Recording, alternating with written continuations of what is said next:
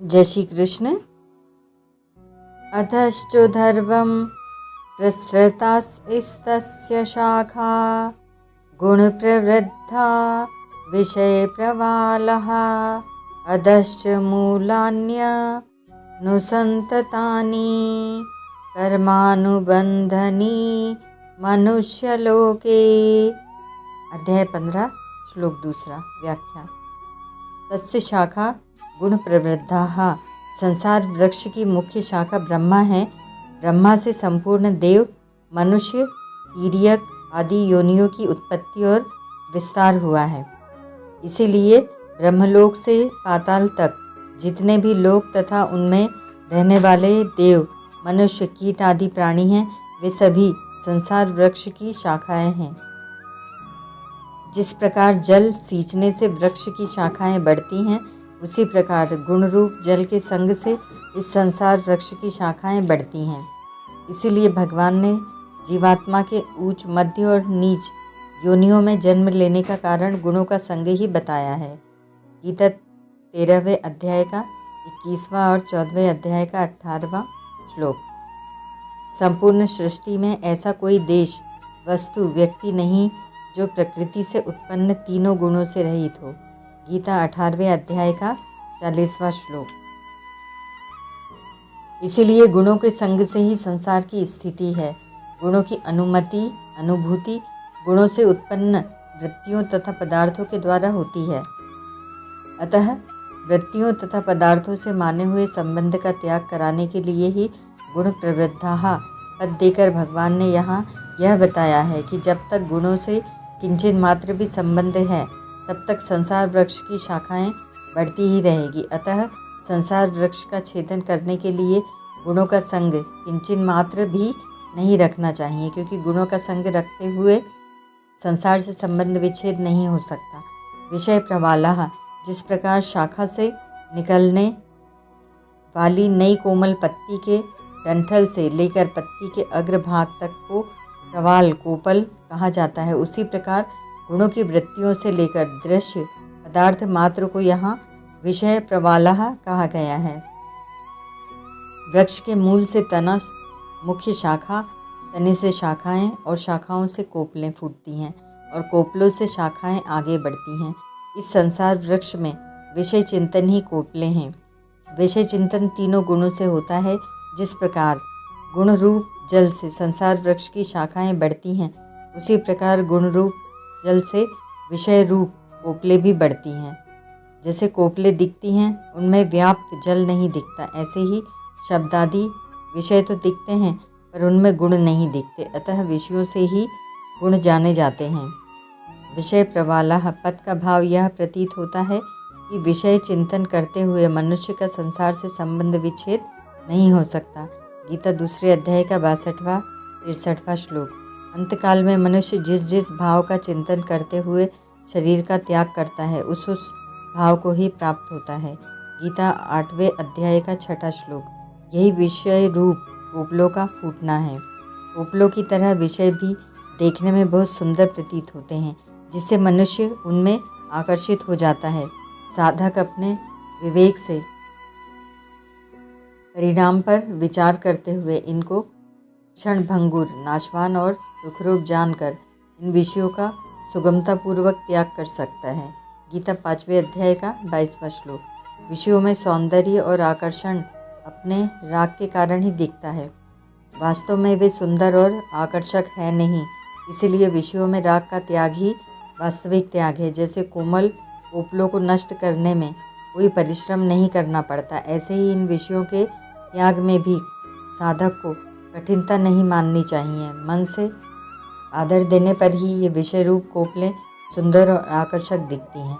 वास्तव में तो ये विषय युक्त लड्डू के समान ही हैं। इसीलिए इस संसार वृक्ष का छेदन करने के लिए भोग बुद्धि पूर्वक विषय चिंतन एवं विषय सेवन का सर्वथा त्याग करना आवश्यक है। अधश्चोधर्वं प्रसृताः, यहाँ च पदों का मध्य लोक अर्थात मनुष्य लोक, इसी श्लोक के मनुष्य लोके कर्मानुबंधिनी पदों का वाचक समझना चाहिए। उधर्वम पद का तात्पर्य ब्रह्मलोक आदि से है, जिसमें जाने के 2 मार्ग हैं।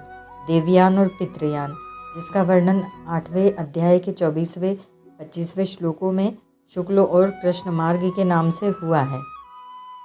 अधः पद का तात्पर्य नरकों से है, जिसके भी 2 भेद हैं, योनि विशेष नरक और स्थान विशेष नरक।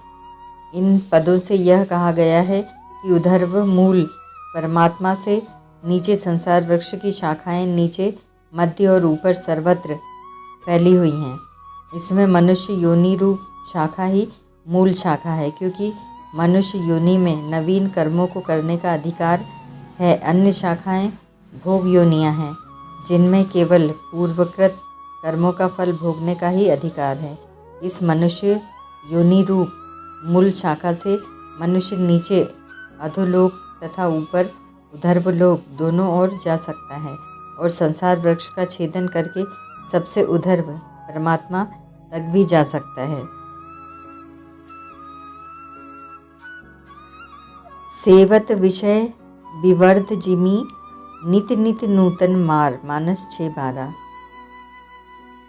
दूसरा, दोषेण तीव्रो विषय कृष्ण सर्प विषादपि विषम निहंति भोक्तारम दृष्टारम चक्षुषाप्ययम्, विवेक चूड़ामणि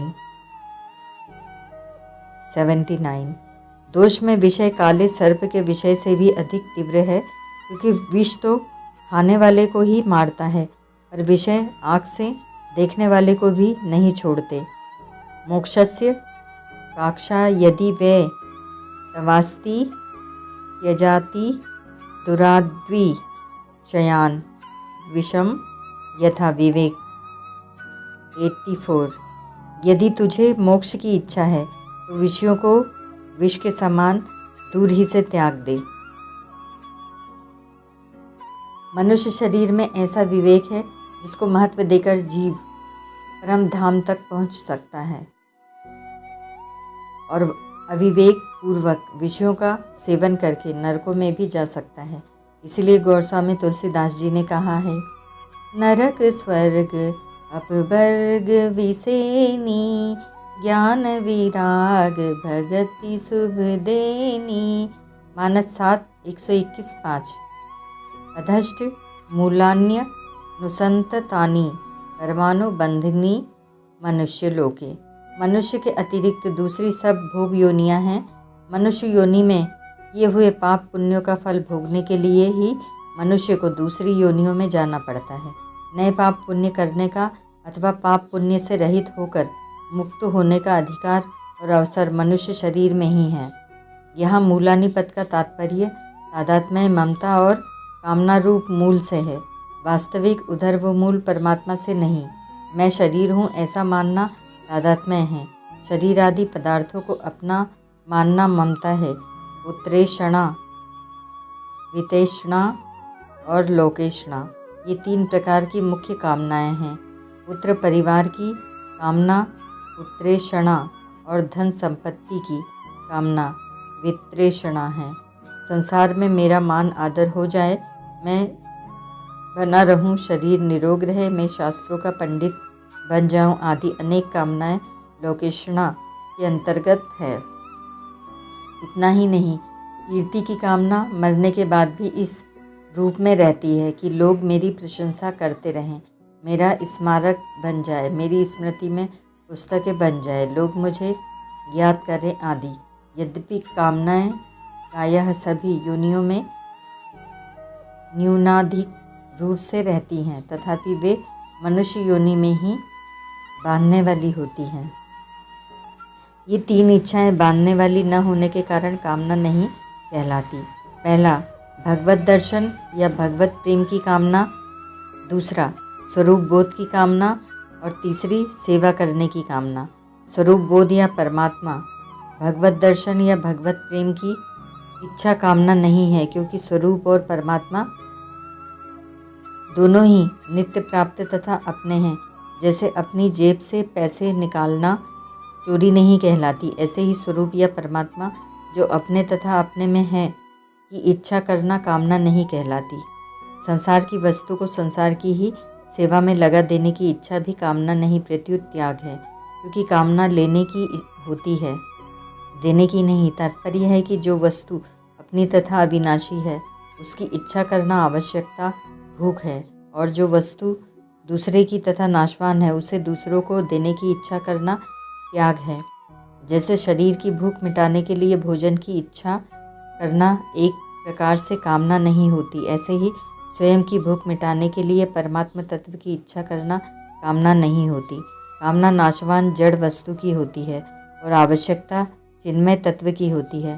कामना की पूर्ति नहीं होती, प्रत्युत वह बढ़ती ही रहती है, इसीलिए उसका त्याग करना है। परंतु आवश्यकता की पूर्ति होती है।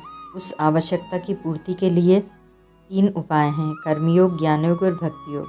मनुष्य ने सांसारिक नाशवान चीज़ों को अपनी माना है, जिससे वह संसार का गुलाम हुआ है। अतः वह सबके हित के उद्देश्य से उन नाशवान चीज़ों को संसार की समझकर संसार की सेवा हित में लगा दे, तो उसकी गुलामी पराधीनता छूट जाएगी और वह स्वतंत्र हो जाएगा।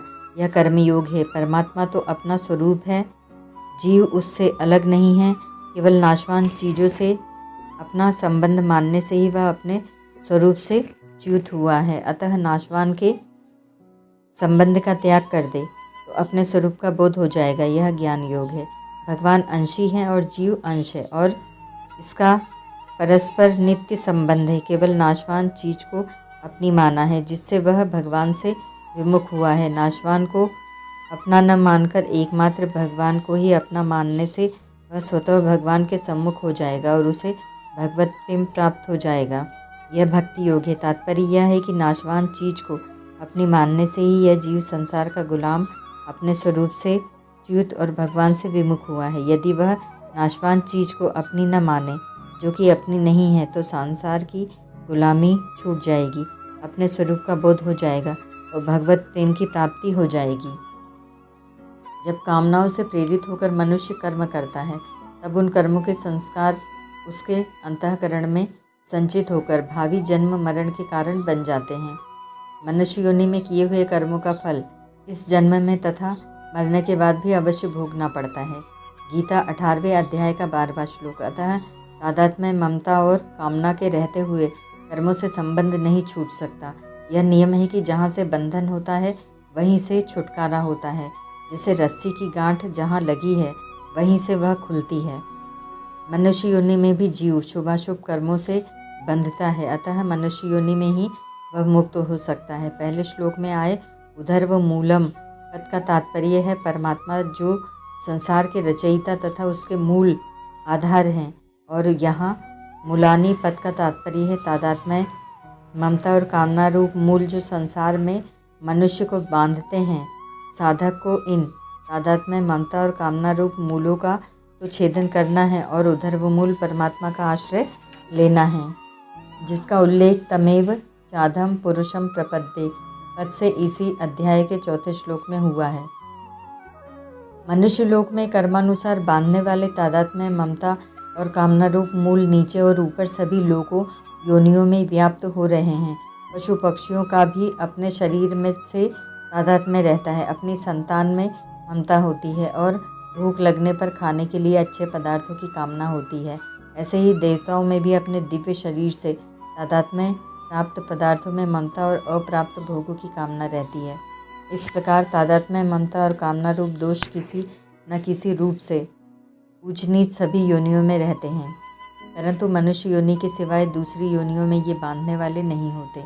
यद्यपि मनुष्य योनि के सिवाय देवादि अन्य योनियों में भी विवेक रहता है, पर भोगों की अधिकता होने तथा भोग भोगने के लिए ही उन योनियों में जाने के कारण उनमें विवेक का उपयोग नहीं हो पाता। इसीलिए उन योनियों में उपर्युक्त दोषों से स्वयं को विवेक के द्वारा अलग देखना संभव नहीं है। मनुष्य योनि ही ऐसी है जिसमें विवेक के कारण मनुष्य ऐसा अनुभव कर सकता है कि मैं स्वरूप से तादात्म्य, ममता और कामना रूप दोषों से सर्वथा रहित हूँ। भोगों के परिणाम पर दृष्टि रखने की योग्यता भी मनुष्य शरीर में ही है। परिणाम पर दृष्टि न रखकर भोग भोगने वाले मनुष्य को पशु कहना भी मानो पशु योनि की निंदा ही करना है, क्योंकि पशु तो अपने कर्मफल भोग कर मनुष्य योनि की तरफ आ रहा है, पर यह मनुष्य तो निषिद्ध भोग भोग कर पशु योनि की तरफ ही जा रहा है। ओम तत्सत।